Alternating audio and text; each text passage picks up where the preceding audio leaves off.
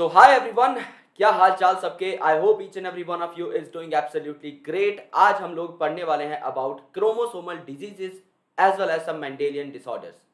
और हम एक एक चीज को बहुत ही डिटेल में समझेंगे, बहुत ही डेप्थ से समझ के पढ़ेंगे, एनसीईआरटी की एक एक लाइन को डिकोड करते हुए चलेंगे।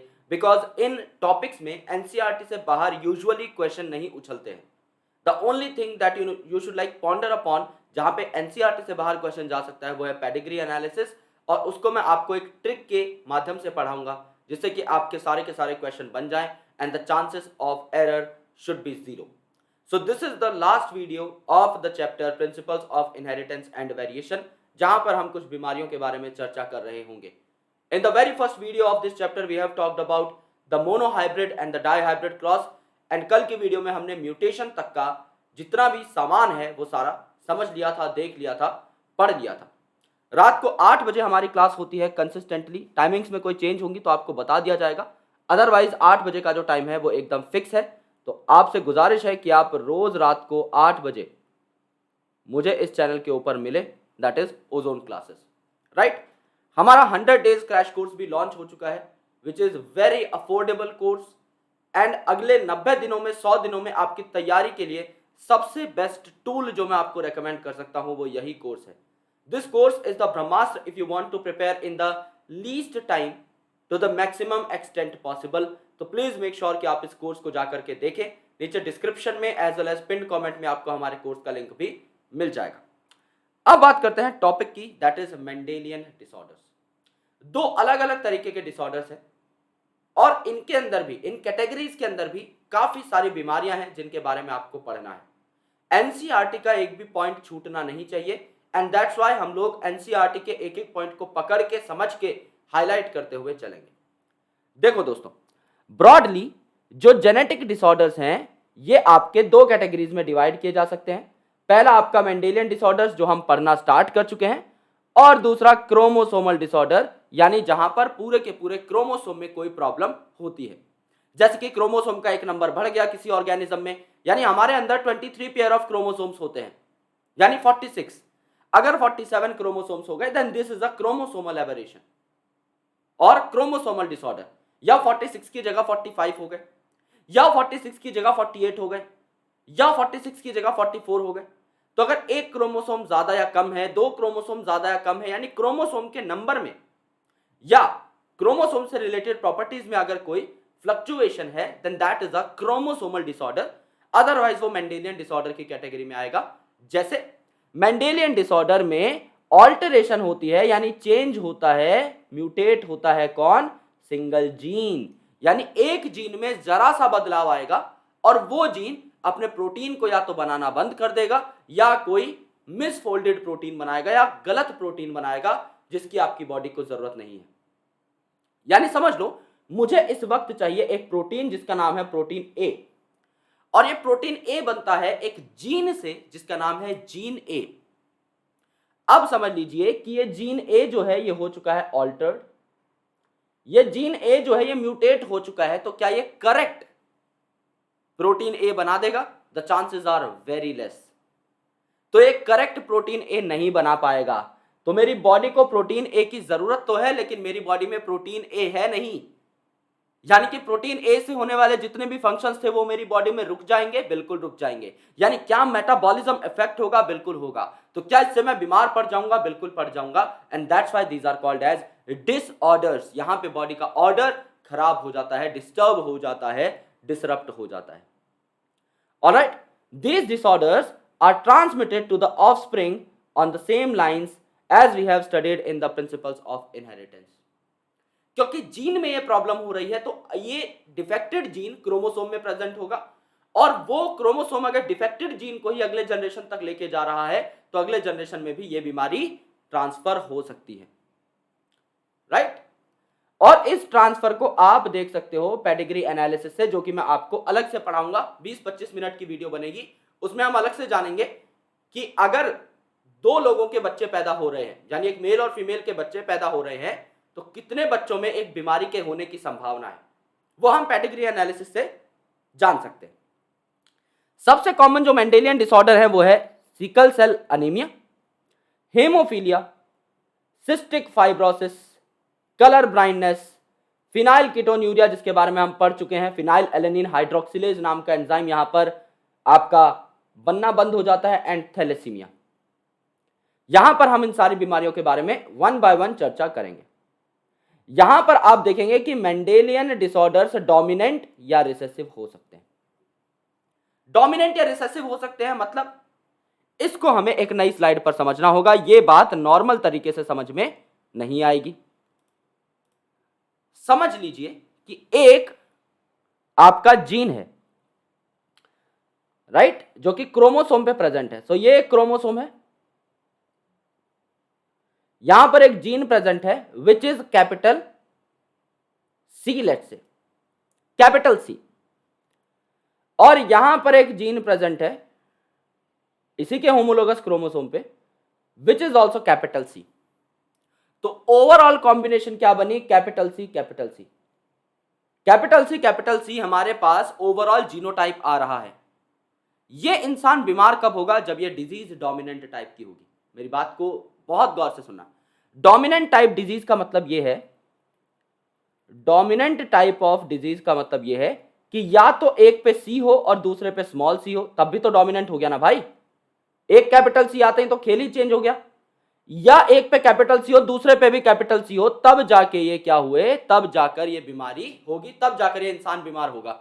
यानी एक पे कैपिटल सी है दूसरे पे स्मॉल सी भी हुआ तो कोई दिक्कत नहीं है, इंसान बीमार हो जाएगा।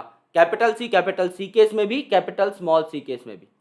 लेकिन अगर बीमारी है डोमिनेंट टाइप की और इंसान है आपका स्मॉल सी, इंसान है आपका स्मॉल सी, क्या बीमारी होगी? नहीं, क्योंकि कंडीशन है रिसेसिव टाइप, कंडीशन है रिसेसिव टाइप और बीमारी है डोमिनेंट टाइप, तो बीमारी नहीं होगी। अब उल्टा केस लेते हैं, इंसान की जो बीमारी है वो रिसेसिव टाइप की है, रिसेसिव टाइप की है तो सिर्फ स्मॉल सी टाइप की बीमारी हो पाएगी। अगर एक भी कैपिटल है तो इंसान बीमार नहीं होगा। यानी यहां पर एक क्रोमोसोम बना लेता हूं, दूसरा क्रोमोसोम बना लेता हूं, एक जगह पर मैंने लिखा स्मॉल सी और दूसरे जगह पर मैंने लिखा कैपिटल सी, क्या इंसान बीमार होगा? नहीं होगा, क्योंकि बीमारी रिसेसिव टाइप की है लेकिन जीनोटाइप यानी कंडीशन आपकी डोमिनेंट टाइप की हो चुकी है, एक कैपिटल सी वहां पर आ चुका है। इसे कहते हैं हम डोमिनेंट तरीके का डिसऑर्डर या रिसेसिव टाइप का डिसऑर्डर। नाम में सब कुछ है। अगर आपसे बोला it is a dominant disease, यानी कैपिटल सी स्मॉल सी या कैपिटल ए स्मॉल ए, आप जो भी मानना चाहें, उसमें एक तो कैपिटल होना ही चाहिए, तब जाके बीमारी होगी। दोनों भी कैपिटल हो सकते हैं, लेकिन रिसेसिव टाइप ऑफ बीमारी सिर्फ तब होगी जब दोनों के दोनों आपके लोअर केस में हैं, यानी छोटे छोटे हैं। अब बीमारी अलग से अगर आप नोटिस करें तो हो सकती है सेक्स लिंक्ड या आपकी ऑटोसोमल। मैंने आपको बताया था कि हमारी बॉडी में अगर 46 क्रोमोसोम है तो 44 ऑटोसोम्स हैं और 2 आपके एलोसोम हैं। तो अगर बीमारी इन क्रोमोसोम में गड़बड़ी की वजह से है तो इसे बोलेंगे ऑटोसोमल डिजीजेस, राइट। ऑटोसोम समझ लीजिए स्मॉल ए हैं और तब बीमारी हो रही है। ए का मतलब ऑटोसोम और स्मॉल ए मतलब रिसेसिव डिजीज है, तो इसे हम कह देंगे ऑटोसोमल रिसेसिव डिजीज। या अगर कैपिटल ए है या कैपिटल ए स्मॉल ए है तो इसे हम क्या कह देंगे? Autosomal dominant disease. सिमिलरली अगर बीमारी एक्स क्रोमोसोम में हो रही है तो हम बोल देंगे एक्स लिंक्ड डिजीज, अगर वाई में हो रही है तो वाई लिंक्ड डिजीज, अगर ये डोमिनेंट है तो x linked dominant, x linked recessive, इस तरीके से इसका नाम पड़ जाएगा। ये आपका बेसिक कंसेप्ट है। This is the basic concept जो आपको समझना होता है। ऑलराइट, नीचे आपको यही बताया हुआ है, सारी की सारी बातें सेम ऐसी ही है कि आपकी जो डिजीज है पहले तो वो डोमिनेंट या रिसेसिव हो सकती है, फिर वो सेक्स लिंक्ड हो सकती है कि वो सेक्स क्रोमोसोम पर डिजीज का जीन प्रेजेंट हो सकता है, जैसे haemophilia is X linked, x chromosome से रिलेटेड होती है, तो it is an x linked recessive trait. And और भी बीमारियां ऐसी हो सकती हैं जो मेल में जा सकती हैं, तो they are Y linked, right. तो एक एक करके इन बीमारियों को समझते हैं। पहली बीमारी है आपकी कलर ब्लाइंडनेस। पहली बीमारी है आपकी कलर ब्लाइंडनेस। कलर ब्लाइंडनेस एक सेक्स लिंक्ड बीमारी है, यानी ये सेक्स क्रोमोसोम्स में होती है और वो भी एक्स क्रोमोसोम के अंदर, तो सेक्स के बगल में एक्स लिख देते हैं। And it is recessive in nature. वैसे हमारे सिलेबस में जितनी भी बीमारियां हैं ना एनसीईआरटी के अंदर, सारी एक्स लिंक्ड है, वाई याद करने की जरूरत है ही नहीं। बेधड़क लिख दो यार, एक्स लिंक्ड बीमारी है ये। जो भी सेक्स लिंक्ड होगी वो, ऑटोसोमल अलग है। तो colour blindness is a sex linked recessive disease, और ज्यादातर रिसेसिव है। जो डोमिनेंट होंगी वो मैं आपको याद करने के लिए बता दूंगा, ठीक है।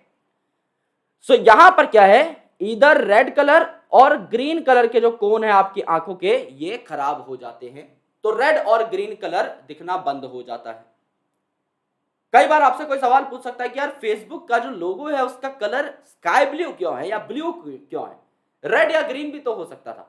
एक्चुअली जो मार्क जकरबर्ग हैं, who is the founder of Facebook, उनको कलर ब्लाइंडनेस है, तो उन्हें रेड और ग्रीन दिखता नहीं है। और इनको याद करने का एक सिंपल सा तरीका है। दो तरीके की कलर ब्लाइंडनेस होती है, तीन होती है वैसे, पर तीसरा हमारे सिलेबस में है नहीं। प्रोटेरोनोपिया एंड ड्यूटेरोनोपिया। प्रोटेरोनोपिया एंड ड्यूटेरोनोपिया। अब ड्यू क्या है, माउंटेन ड्यू आती है ना, माउंटेन ड्यू किस कलर की आती है, ग्रीन कलर की आती है। तो deuteranopia is the green colour blindness, बचा हुआ आपका प्रोटेरोनोपिया रेड, काम खत्म। भाई याद करने की जरूरत ही नहीं है, माउंटेन ड्यू ग्रीन है तो ड्यूटेरोनोपिया ग्रीन कलर ब्लाइंडनेस, दूसरा वाला रेड, ठीक है। तो यहां पे जो है रेड और ग्रीन कलर में इंसान डिस्क्रिमिनेट नहीं कर पाता। यह बीमारी होती है क्योंकि यहां पर म्यूटेशन हो चुकी है एक्स क्रोमोसोम के कुछ जीन्स के ऊपर, that's why it is an x linked disease. लगभग 8% मेल के अंदर यह डिजीज होती है एंड सिर्फ 0.4% फीमेल्स के अंदर यह डिजीज होती है। यानी आदमी में 20 गुना ज्यादा टेंडेंसी है इस बीमारी को लेने की, औरतों में कम है। क्यों? क्योंकि सेक्स लिंक्ड रिसेसिव डिजीज है। अब फीमेल के अंदर तो समझ लीजिए ये आपका एक्स है, ये आपका दूसरा एक्स है, इस पे भी जब रिसेसिव आए, इस पे भी जब रिसेसिव आए, तब बीमारी होगी, विच इज वेरी रेयर। लेकिन आदमी में तो एक ही एक्स है ना यार, एक पे भी स्मॉल सी आया और इंसान तो आपका डिजीज हो गया। इसीलिए मेल के अंदर यह बीमारी होने की टेंडेंसी बहुत ज्यादा है। एक आपको एग्जांपल लेकर के बता देता हूं कि मेल में कब कब बीमारी हो सकती है या फीमेल कब बीमार होगी। मेल तो चलो एक पे आता ही हो जाएगा। समझ लीजिए फीमेल है आपकी XCX, यानी कैरियर है, एक ही आपका यहां पर बीमारी का जीन है दो में से, और मेल है आपका XCY, यानी ये आपका डिजीज है, इसको सच में आपकी कलर ब्लाइंडनेस है। अब यहां से अगर ये XC आए और यहां से अगर ये XC आए, तब जाके फीमेल के अंदर बीमारी हो सकती है, तब जाके फीमेल क्या होगी, आपकी कलर ब्लाइंड होगी। एंड दैट्स व्हाई फीमेल्स के अंदर ये बीमारी होने की टेंडेंसी काफी कम है, क्योंकि मेल तो बीमारी होना चाहिए कलर ब्लाइंड और फीमेल कैरियर होनी चाहिए, ये कॉम्बिनेशन काफी रेयर है, राइट। लेकिन मेल में कभी भी हो सकता है। समझ लो भैया, मेल आपका नॉर्मल था और फीमेल भी आपकी नॉर्मल थी, कैरियर में बीमारी नहीं होती, तो कैरियर है वैसे कलर ब्लाइंड नहीं है, और ये नॉर्मल है, ये भी कलर ब्लाइंड नहीं है। लेकिन अब इनका जो बच्चा आएगा ना, इसमें XCY जैसे ही कॉम्बिनेशन होगी, आपका मेल जो है ये कलर ब्लाइंड हो जाएगा। तो मेल में देखो होना कितना आसान है, अगर फीमेल भी नॉर्मल है, मेल भी नॉर्मल है, तो भी कलर ब्लाइंडनेस हो सकती है मेल के अंदर। लेकिन फीमेल में कितना झमेला है, मेल तो बीमारी होना चाहिए और फीमेल एटलीस्ट कैरियर होनी चाहिए, क्योंकि एक अपने को XC उससे भी तो चाहिए ना। तो बहुत झमेला है दोस्त यहां पे, बहुत ज्यादा, राइट। सो यहां पर जो है दोस्त, मेल में ज्यादा चांसेस होते हैं कलर ब्लाइंड होने के। Okay, the mother is not herself colour blind because gene is recessive, this means that effect is suppressed bye her matching dominant normal gene. A daughter will not normally be color blind unless her mother is carrier and her his father is color blind. ये बात मैं आपको बता चुका हूं, ये condition हम लोग समझ चुके हैं। यानी एक औरत तभी कलर ब्लाइंड होगी जब उसके पिताजी एटलीस्ट बीमार हो और उसकी मदर एटलीस्ट कैरियर हो या बीमार हो, दोनों केसेस में। This is colour blindness. दो टर्म्स याद रखनी है सिर्फ, it is X linked recessive disease. दो तरीके की कलर ब्लाइंडनेस होती है, protanopia, deuteranopia, red and green respectively. Haemophilia, नाम क्या है, हेमो यानी ब्लड से रिलेटेड है, राइट। हेमोफीलिया, यहां पर क्या दिक्कत हो जाती है, it is also sex linked recessive disease just like colour blindness. यहां पर its transmission from unaffected carrier female to some of the male progeny has been widely studied यहां पर सिंगल प्रोटीन जो कि आपका ब्लड क्लॉटिंग के लिए important है वो आपका ऑल्टर हो जाता है। एंड इस वजह से अगर आपको एक कट लग जाए, समझ लीजिए मेरे हाथ पे एक कट लग गया, तो खून लगातार बहता रहेगा क्योंकि एक क्लॉटिंग प्रोटीन मिसिंग है। हमारी बॉडी में काफी सारे क्लॉटिंग प्रोटीन्स होते हैं और वो एक रिएक्शन चलाते हैं, एक कैस्केड चलाते हैं, यानी एक के बाद एक रिएक्शन होता रहता है, एक के बाद एक प्रोटीन्स आते रहते हैं और वो आपकी बॉडी पर क्लॉट बना देते हैं, कत्था बना देते हैं, जिससे खून बहना बंद हो जाता है। लेकिन अगर कोई प्रोटीन मिसिंग है तो वो कत्था नहीं बन पाएगा और खून लगातार बहता रहेगा और नॉन स्टॉप ब्लीडिंग की वजह से आपकी डेथ भी हो सकती है। Since it is also sex linked recessive disease, तो इसके भी मेल में होने के चांसेस ज्यादा है, just like colour blindness. Same तरीके का फेनोमेना है, यानी मेल में तो एक ही एक्स है ना यार, उस पे तो आते ही इंसान गया, लेकिन फीमेल में आपको दोनों के दोनों रिसेसिव जीन्स चाहिए। तो देखो हेट्रोजाइगस फीमेल यानी कैरियर ऑफ हेमोफीलिया, जैसे एक्स है तो एटलीस्ट आपका स्मॉल एच एक पे है तो वो डिजीज ट्रांसमिट कर सकती है टू द सन। समझ लो पति आपका नॉर्मल भी था तो एक्स एच यहां से आया, वाई यहां से आया, तो भी आपका एक्स एच वाई ये हो गया है बीमार। यानी मेल में इस केस में भी बीमारी पहुंचना बहुत आसान है और फीमेल का हेमोफिलिक होना बहुत रेयर है, क्योंकि इसके लिए आपको क्या चाहिए, इसके लिए आपको चाहिए कि मदर जो है वो तो कम से कम कैरियर हो और पिताजी जो है वो डिजीज हो, तब जाके एक्सएच आपका आएगा। लेकिन ये इसीलिए रेयर है क्योंकि यूजुअली हेमोफीलिया में अर्ली डेथ हो जाती है, क्योंकि जरा सा भी खून बहा, छोटी सी भी चोट लगी जो कि लगती रहती है, नाखून काटते टाइम ही चोट लग गई समझ लो भाई, छोटी सी भी चोट लगी आप खत्म। तो यहां पर क्या है कि फीमेल में होने के चांसेस कम है क्योंकि मेल का इतना लंबा सरवाइव करना वैसे ही बहुत कम चांसेस है। तो क्वीन विक्टोरिया की फैमिली का जब पेडिग्री चार्ट स्टडी किया गया तो उसके डिसेंडेंट्स को, काफी सारे डिसेंडेंट्स को ये बीमारी जो है क्वीन विक्टोरिया द्वारा गिफ्ट में दी गई, क्योंकि वो फीमेल थी, she was carrier of this disease, she was not disease, लेकिन उन्होंने मेल्स के अंदर बहुत सारों के अंदर ये डिजीज जो है फैला डाली। Now the third type of disorder is sickle cell anaemia. पहले इस बीमारी का आपको बेसिक बता देता हूं कि चक्कर क्या है। सिकल मतलब अगर आपने खेतों में जरा सा भी काम किया है और आपको दराती की शेप पता है तो दैट इज कॉल्ड सिकल, यानी कुछ ऐसी। और आपकी आरबीसी की नॉर्मल शेप क्या होती है, आपकी आरबीसी की नॉर्मल शेप होती है बाय कनकेव डिस्क लाइक, यानी कुछ ऐसी। तो एक तरफ इतनी बड़ी आरबीसी जो कि बाय कनकेव डिस्क शेप है, जिसके अंदर बहुत सारा हेमोग्लोबिन जमा है, जिसके अंदर काफी सारा ऑक्सीजन आ सकता है, और दूसरी तरफ एक छोटा सा एरिया, एक छोटी सी वॉल्यूम जिसके अंदर काफी कम आरबीसी आ सकता है, काफी कम हेमोग्लोबिन आ सकता है, काफी कम ऑक्सीजन ट्रांसपोर्ट हो सकता है। ज्यादा फायदा किसमें है कि बाय कनकेव डिस्क शेप आपकी नॉर्मल आरबीसी हो, लेकिन वो बीमारी के कारण सिकल शेप जैसी हो जाती है और ज्यादा ऑक्सीजन कैरी नहीं कर पाती। राइट? क्यों होता है ये एक जीन की डिसऑर्डर है। एक नाइट्रोजनस बेस कितना बड़ा चेंज कर सकता है आपकी बॉडी में, यह आपको सिकल सेल अनीमिया से पता लगेगा। सिर्फ एक नाइट्रोजनस बेस शिफ्ट हो जाने की वजह से अमीनो एसिड जो बनते हैं उसमें ग्लूटामिक एसिड की जगह वेलिन बनना स्टार्ट हो जाएगा at the 6th position of beta globin chain in haemoglobin, जिसकी वजह से आपकी आरबीसी की शेप ही चेंज हो जाएगी एंड दैट्स व्हाई बीमारी मिल जाएगी हमें। ये देखो नॉर्मल आपकी बाय कनकेव डिस्क शेप आपकी नॉर्मल आरबीसी है।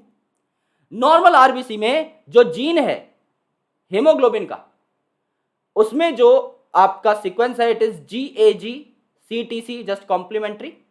यहां पर जो mRNA बनेगा वो CTC का क्या बनेगा, C का कॉम्प्लीमेंट्री G, T का कॉम्प्लीमेंट्री A, C का कॉम्प्लीमेंट्री G, ये बन गया। राइट? अब देखो यार यहां पे, अब यहां पे बना ग्लूटामिक एसिड, क्योंकि GAG जो है वो ग्लूटामिक एसिड बनाता है। लेकिन क्या हुआ सिकल सेल में, क्या हुआ, ये जो GAG था इसकी जगह पर GTG आ गया, यानी एक A की जगह एक T आ गया, एक A की जगह एक T आ गया, तो नीचे जो CTC था इसकी जगह CAC बनेगा कॉम्प्लीमेंट्री, और नीचे जो GAG था इसकी जगह GUG बनेगा, क्योंकि RNA में U होता है T नहीं होता। और इस GUG से कोड करके बनता है वेलिन, कौन सी पोजीशन पे? At the 6th position of beta globin chain of haemoglobin. यानी हीमोग्लोबिन में जो ग्लोबिन चेन है उसके छठे पोजीशन पर अमीनो एसिड चेंज हो गया, ग्लूटामिक एसिड की जगह वेलिन हो गया, जीएजी की जगह जीयूजी हो गया, और एक नाइट्रोजनस बेस ने आपकी पूरी बॉडी की बैंड बजा दी। जो नॉर्मल आपका आरबीसी था वो अब सिकल शेप आरबीसी बन चुका है। ये बहुत ज्यादा ऑक्सीजन कैरी नहीं कर पा रहा है।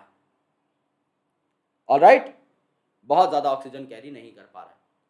सिंस ये आपका एक्स और वाई क्रोमोसोम से रिलेटेड नहीं है सिकल सेल अनीमिया, तो ऑटोसोम से रिलेटेड ये डिजीज है and it is a recessive disease. Right, ये कब फैलाई जा सकती है डिजीज, कब ट्रांसमिट हो सकती है? जब both the partners are carrier, यानी मेल भी आपका कैरियर है और फीमेल भी आपका कैरियर है, तब जाके बीमारी हो पाएगी। राइट, तो यहां पर क्या है, एक पेयर ऑफ अलील है HBA एंड HBS। HBA मतलब नॉर्मल और S मतलब सिकल सेल यानी आपका बीमारी वाला जीन। राइट, तो यहां पर एक क्या हो सकती है आपकी condition, HBS HBS। Right, HBS HBS, तो यहां पर क्या हो गया, डिजीज फिनोटाइप हो गया।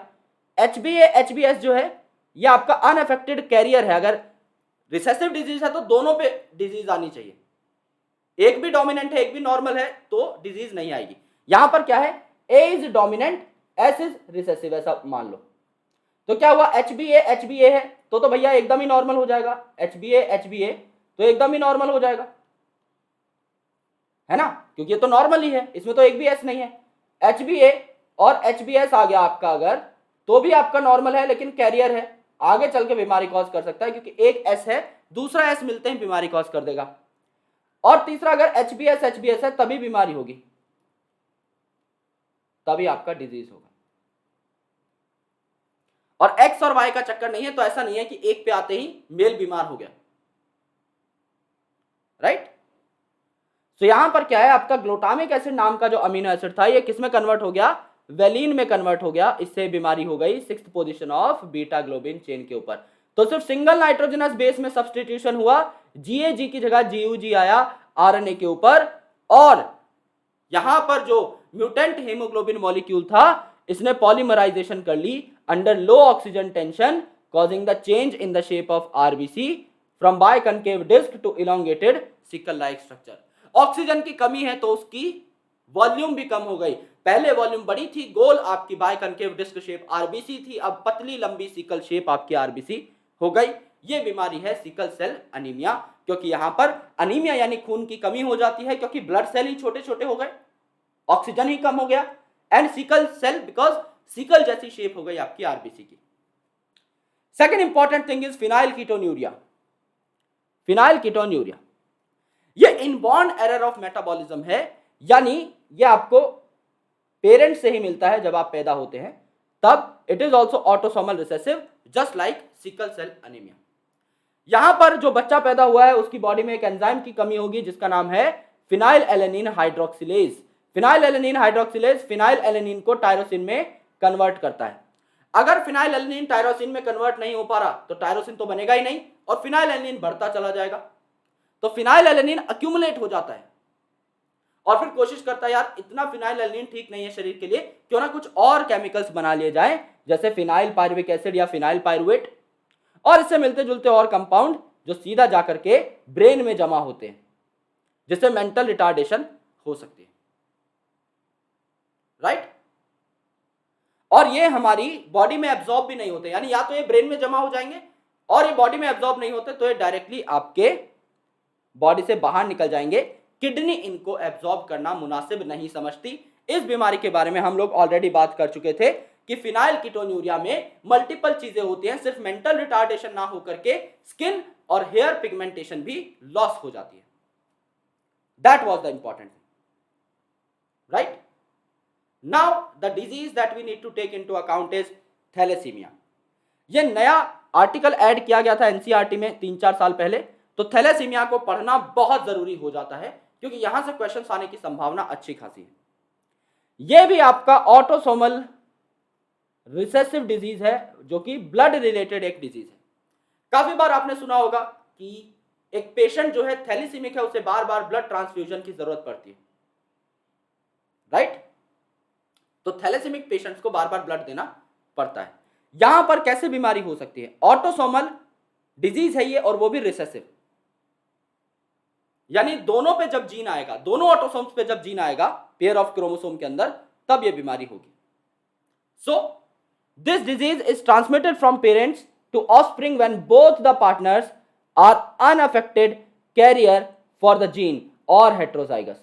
समझ लीजिए थैलेसीमिया को हम टी से रिप्रेजेंट करते हैं, तो ये आपका ऑटोसोम है, ये आपका ऑटोसोम है, ठीक है। तो यहां पे टी है, यहां पे नॉर्मल है लेट से, और ये भी आपका ऑटोसोम है, ये भी आपका ऑटोसोम है, यहां पे टी है, यहां पे नॉर्मल है। तो इन दोनों में बीमारी नहीं है, क्योंकि दोनों पे टी होगा तभी बीमारी होगी। लेकिन एक बच्चे में तो अब यहां से 80-80 आ सकता है, ये बेचारा बीमार हो जाएगा।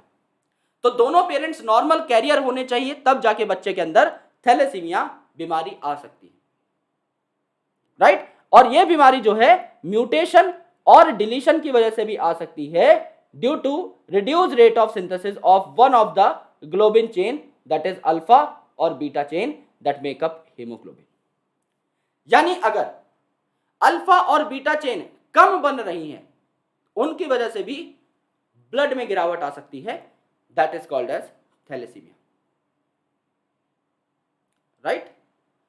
This causes the formation of abnormal haemoglobin, right.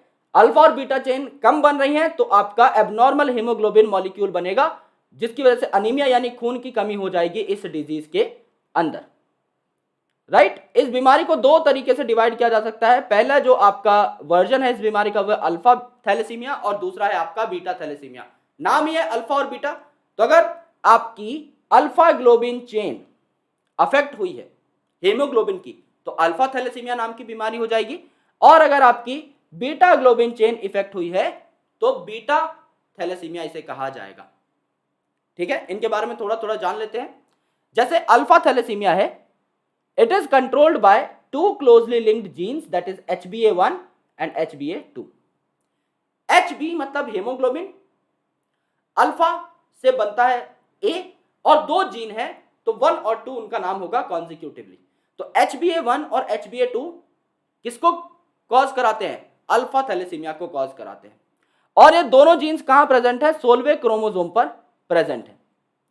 And it is observed due to mutation या ड्यू टू डिलीशन, जो ऊपर भी लिखा हुआ था, ऑफ 1 और मोर ऑफ द 4 जीन्स, ये बीमारी हो सकती है।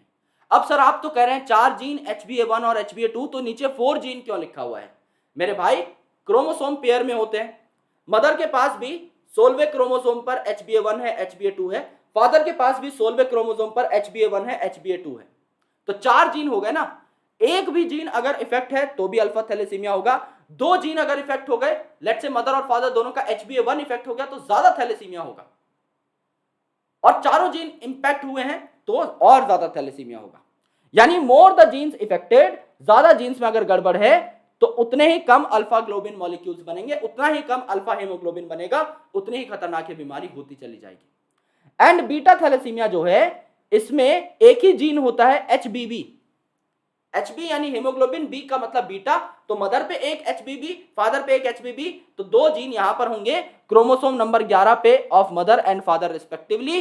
तो अगर एक या दोनों जीन्स, मदर और फादर के दोनों जीन्स अगर इंपैक्ट हुए हैं तो गड़बड़ हो जाएगी दोस्त, तो आपको बीमारी हो जाएगी, राइट। तो थैलेसीमिया और सिकल सेल एनीमिया में क्या फर्क है?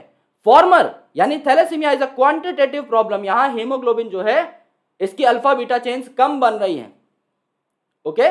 जबकि दूसरी एक क्वालिटेटिव प्रॉब्लम है, उसके अंदर इनकरेक्ट जो है आपका ग्लोबिन जीन बनता है, जो कि हमने देखा था कि 6th position of beta globin chain पे गड़बड़ हुई है। तो आपके दो तरीके के थैलेसीमिया है, अल्फा थैलेसीमिया जिसका जीन 16th क्रोमोसोम पर प्रेजेंट है, और 2 जीन है एक क्रोमोसोम पे HbA1 HbA2, तो मदर पे भी 2 होंगे HbA1 HbA2, टोटल 4 जीन है। जितने ज्यादा जीन्स इंपैक्ट हुए हैं उतनी ज्यादा गड़बड़ होगी। एंड दूसरा केस जहां पर बीटा थैलेसीमिया में 11th क्रोमोसोम पर आपके HBB और HBB प्रेजेंट है, और मदर और फादर्स क्रोमोसोम, सो दोनों में से अगर एक इंपैक्ट हुआ है तो कम बीटा थैलेसीमिक होगा पेशेंट, दोनों इंपैक्ट हुए हैं तो ज्यादा बीटा थैलेसीमिक होगा। अब क्रोमोसोमल डिसऑर्डर यानी यहां पर तो हमने देखा कि जीन में गड़बड़ी हो रही है, म्यूटेशन हो रही है, डिलीशन हो रही है, लेकिन अब क्रोमोसोम में प्रॉब्लम आनी स्टार्ट हो जाएगी। यानी या तो क्रोमोसोम एक आधा कम होगा, या क्रोमोसोम ज्यादा होगा, या इनकी अरेंजमेंट में गड़बड़ हो जाएगी, तब जाके क्रोमोसोम डिजीज दिखाना स्टार्ट करेंगे। यानी समझ लीजिए कि सेग्रीगेशन ठीक से नहीं हुई of the chromatids during cell division, तो इस वजह से क्रोमोसोम एक ज्यादा या एक कम हो सकता है। ओके, लेकिन समझ लो पूरा सेट ही नहीं सेग्रीगेट हुआ तो हो सकता है पूरा सेट ही बढ़ जाए। देखो यार, एक सेल है, एक सेल में ऊपर एक मेटाफेजिक प्लेट बनी, नीचे एक मेटाफेजिक प्लेट बनी, दो मेटाफेजिक प्लेट होती है ना, पोल के ऊपर, इक्वेटर के ऊपर, सॉरी इक्वेटर के ऊपर दो मेटाफेजिक प्लेट है, तो इन दोनों को सेपरेट होकर अपोजिट पोल्स पे जाना था। लेकिन लेट से दोनों क्रोमोसोम्स जो हैं साथ में चिपके रह गए, पेयर में ही रहे, तो एक ही सेल में चले गए। तो एक सेल में एक आपका सेट ऑफ क्रोमोसोम होना चाहिए था, वहां पे दो सेट ऑफ क्रोमोसोम चले गए, और ऊपर एक भी नहीं गया। तो ऊपर मैं कह सकता हूं एक सेट कम हो गया है क्रोमोसोम का, और क्या नीचे मैं कह सकता हूं एक सेट ज्यादा हो गया है क्रोमोसोम का? Obviously, right. और अगर समझ लो बाकी सारे क्रोमोसोम ठीक से सेपरेट हो गए, एक क्रोमोसोम बस चिपका हुआ रह गया। लेट्स से हमारी बॉडी के अंदर 23 पेयर ऑफ क्रोमोसोम है, first, second, third, fourth, fifth, इस तरीके से 20 पेयर सेपरेट हो गए, 22nd, 23rd सेपरेट हो गए, 21 वाला चिपका रह गया, नॉन डिसजंक्शन हो गई, यानी चिपके रह गए। वो तो बोले यार हम तो डिसजंक्शन नहीं करने वाले, अब बताओ क्या करोगे? तो वो दोनों में से एक सेल में चला जाएगा। तो एक सेल में एक क्रोमोसोम कम है ओवरऑल, एक सेल में एक क्रोमोसोम ज्यादा है overall, that is also chromosomal aberration. हो सकता है पूरा सेट बढ़ जाए, हो सकता है सिर्फ एक दो क्रोमोसोम ज्यादा या कम रहे। रीजन मैं आपको बता चुका हूं, वो आपस में चिपक जाते हैं ड्यू टू नॉन डिसजंक्शन। काफी बार इनके बीच का जो सिनेप्टोनिमल कॉम्प्लेक्स है वो डिसोल्यूट नहीं हो पाता, इन्हें अलाउ नहीं करता कि तुम एक दूसरे से बिछड़ो, अलग जाओ, इसलिए एक ही जगह पर साथ साथ चले जाते हैं, राइट। जैसे एन्यूप्लॉइडी हो जाती है, for example down syndrome. Down syndrome को प्यार से कहा जाता है 21st trisomy. 21st trisomy, 21st trisomy मतलब 21st क्रोमोसोम पेयर होना चाहिए था, यानी दो होने चाहिए थे, यहां ट्रायसोमी है यानी तीन है। 21 नंबर का क्रोमोसोम 3 बार आ गया हमारे पास, 2 बार आना चाहिए क्योंकि 23 पेयर ऑफ क्रोमोसोम है ना, तो जूते दो दो करके रखे हुए थे भाई। फर्स्ट क्रोमोसोम के 2 जूते यानी 2 क्रोमोसोम, सेकंड क्रोमोसोम पेयर के 2 जूते यानी 2 क्रोमोसोम। 21वें नंबर पे 3 जूते आ गए, पहनने थे 2, 3 आ गए, एक एक्स्ट्रा आ गया। That is called as Down syndrome, जिसके बारे में हम पढ़ेंगे। तो यहां पे 21st क्रोमोसोम की एक एक्स्ट्रा कॉपी आ जाती है। टर्नर सिंड्रोम, जहां पर एक क्रोमोसोम आपका कम हो जाता है, एक एक्स क्रोमोसोम कम हो जाता है आपका फीमेल से। लाइनफेल्टर सिंड्रोम, जहां पे एक एक्स क्रोमोसोम ज्यादा आ जाता है मेल में, तो 47 क्रोमोसोम हो जाते हैं टोटल, राइट। अगर साइटोकाइनेसिस नहीं हुई आफ्टर टीलोफेज स्टेज, तो पूरा का पूरा सेट ऑफ क्रोमोसोम बढ़ सकता है, इसे पॉलीप्लॉइडी कहा जाता है, जो प्लांट्स में काफी कॉमन है। हम जो व्हीट खाते हैं वो डिप्लॉइड नहीं है, हम जो आटा खाते हैं ना, कोई पूछे कौन सी चक्की का आटा खाते हो, कहना भैया चक्की तो हमें नहीं पता, लेकिन वो आटा डिप्लॉइड नहीं है। हमारा जो आटा आता है, हम जो व्हीट खाते हैं इंडिया में, वो हेक्साप्लॉइड व्हीट है, जबकि आप डिप्लॉइड है। क्या हुआ यहां पर, एक सेल था, उसने पहले क्रोमोसोम्स की कॉपी बना ली, तो वो 2n था, वो 4n हो गया।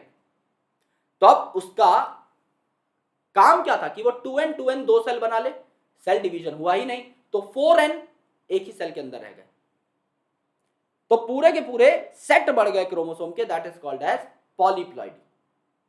ऑलराइट, सो यहां पर देखो टोटल नंबर ऑफ क्रोमोसोम हमारे सेल्स में कितने हैं, 22 पेयर ऑफ क्रोमोसोम है, जिन्हें हम ऑटोसोम्स कहते हैं, यानी 44 ऑटोसोम्स, और 1 पेयर यानी 2 जो है एक्स और वाई, ये आपके सेक्स क्रोमोसोम्स होते हैं, राइट। तो अगर आपकी बॉडी में एक क्रोमोसोम ज्यादा आ चुका है तो इसे ट्रायसोमी बोला जाएगा, क्योंकि यूजुअली 2 क्रोमोसोम होते हैं ना पेयर में, 2 जूते पहनते हैं हम पैर में, 3 हो गए तो एक ज्यादा हो गया, इसे कहते हैं ट्रायसोमी। या एक अगर कम हो गया, एक ही जूता है, तो इसे कहेंगे मोनोसोमी। तो लैक और गेन ऑफ 1 क्रोमोसोम इसे बोला जाता है। अलग अलग बीमारियां जिनके बारे में हमें पढ़ना है, जैसे डाउन सिंड्रोम, इसे हम क्या कहते हैं 21st ट्रायसोमी। 21 क्रोमोसोम की 3 कॉपीज है यहां पर। टर्नर सिंड्रोम यहां पे एक एक्स क्रोमोसोम कम होता है फीमेल में, तो 44 प्लस XX होना चाहिए, 44 प्लस XO कंडीशन हो जाती है। लाइनफेल्टर सिंड्रोम, इसमें एक एक्स क्रोमोसोम ज्यादा हो जाता है मेल के अंदर, यानी 44 प्लस XY होता है आपका मेल, यहां 44 प्लस XXY हो जाएगा, एक एक्स क्रोमोसोम ज्यादा आ जाता है। यह हालत दिखाई हुई है आपको एक बच्चे की, who is suffering from Down syndrome. जिन बच्चों को डाउन सिंड्रोम होता है यानी 21st ट्राइसोमी हो जाती है, उनकी हालत ऐसी हो जाती है दोस्त, उनको हृदय रोग होने लगते हैं, हार्ट से रिलेटेड डिसीजेज हो जाती है, मेंटल रिटार्डेशन हो जाती है, उनका मुंह जो है चपटा रहता है, चौड़ा और चपटा रहता है, मुंह से सदाबहार जो है सलाइवा गिरता रहता है। अब यहां पर देखो दो जूते हैं ऊपर, यानी दो क्रोमोसोम है, first chromosome, second chromosome, third pair, fourth pair, fifth pair, लेकिन यहां नीचे देखोगे ना 21st पे 3 क्रोमोसोम है, 21st वाले नंबर पे 3 क्रोमोसोम है, ट्राइसोमी हो गई ना। बाकी पूरे इमेज में कहीं भी जाओ आपको 2 क्रोमोसोम दिखेंगे, सिर्फ यहीं 3 दिखेंगे, इट इज ट्राइसोमिक कंडीशन। तो यहां पे ब्रॉड फेस हो जाता है, चौड़ा फेस हो जाता है, टंग के ऊपर रिंकल्स हैं दोस्त बहुत सारे, यानी टंग पे, जीभ पर भी झुर्रियां पड़ी हुई हैं, इतनी ज्यादा कटी फटी सी जीभ है। कंजेनाइटल हार्ट डिजीज हो सकते हैं, हृदय रोग हो सकते हैं, जो बैक ऑफ हेड है वो फ्लैट है, लूप्स है उंगलियों पर बहुत सारी, यानी जैसे जीभ के ऊपर रिंकल्स है वैसे उंगलियां भी इनकी बहुत ही ज्यादा रिंकल्ड है, ये जो मुड़ती है ना उंगली जहां से, बहुत गहरे मोड़ है, और पाम क्रीज यहां से भी, मतलब हाथ में जहां जहां जो चीज मुड़ सकती है, यहां पे ये लकीरें क्यों बनती हैं, क्योंकि हाथ ऐसे मुड़े रहते हैं, हम पैदा होते हैं तो ये लकीरें बन जाती हैं, फिर बाद में परमानेंट हो जाती हैं, राइट। ये लकीरें इनकी इतनी गहरी है कि बहुत अलग से दिखाई देती है, तो कैरेक्टरिस्टिक पाम क्रीज दिखाई देती है, कैरेक्टरिस्टिक फिंगर बैंड आपको दिखाई देता है, कैरेक्टरिस्टिक जीभ के ऊपर भी आपको दिखाई देती हैं अलग अलग चीजें। सो डाउन सिंड्रोम है, यहां पर एडिशनल कॉपी है आपकी क्रोमोसोम नंबर 21 पे। इसे डाउन सिंड्रोम इसलिए बोला क्योंकि 1866 में लैंगडन डाउन नाम के एक साइंटिस्ट ने इस बीमारी की खोज की थी।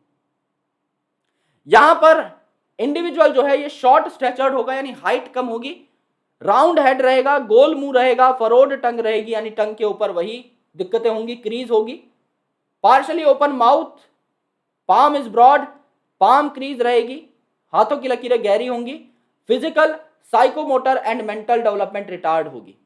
फिजिकल यानी चलने फिरने में दिक्कत आएगी, साइकोमोटर यानी चीजों को जज करने में दिक्कत आएगी, एक बॉल फेंकोगे नहीं पकड़ पाएंगे, जजमेंट नहीं है ना।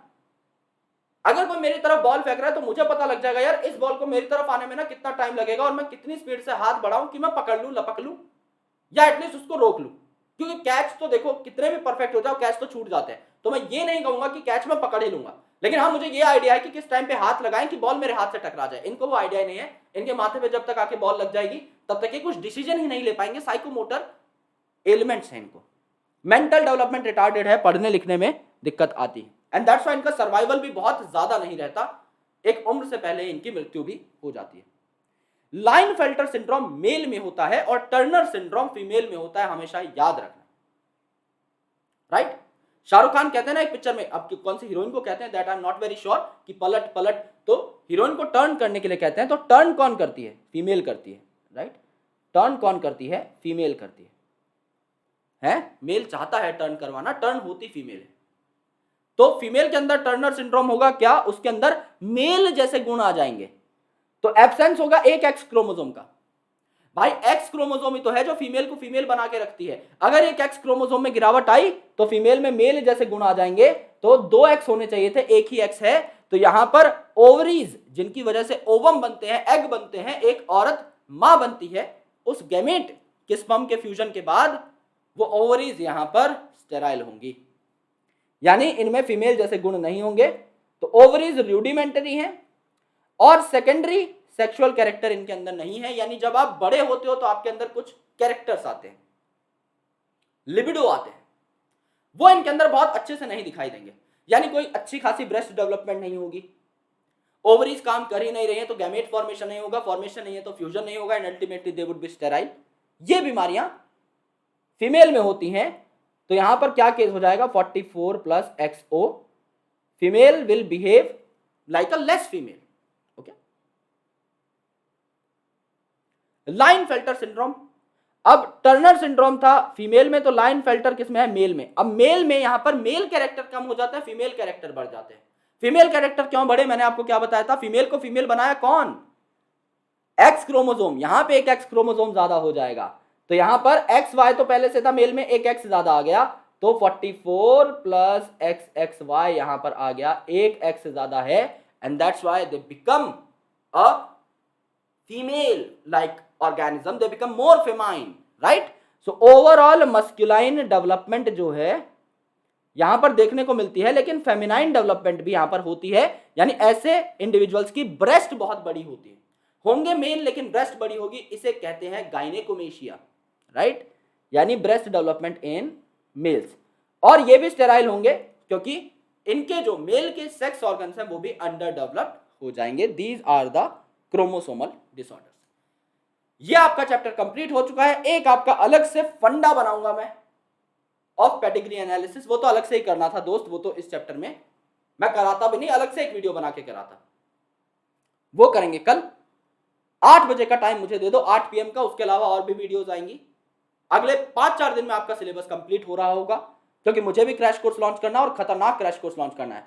लेकिन आप पेड क्रैश कोर्स में जाओगे यार, एक एक चीज 360 नंबर का कंटेंट आई कैन कमिट कि आपको यहां पर मिलेगा, 360 नंबर का कंटेंट, राइट?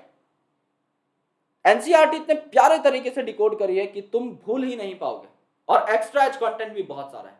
बैच के अंदर एक्स्ट्रा एज कंटेंट डलना स्टार्ट होगा मंडे से, जो मैंने आपको प्रॉमिस किया था वो बन रहा था। आई थॉट तब तक आप एनसीईआरटी बार बार रिवाइज करें।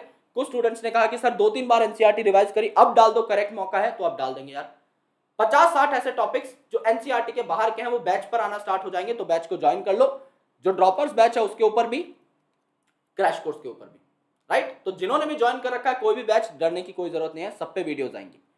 So thank you so much guys for watching this video. आप ये चैप्टर खत्म हो चुका है, तो इसके जो नोट्स हैं वो आपको टेलीग्राम चैनल के ऊपर मिल जाएंगे।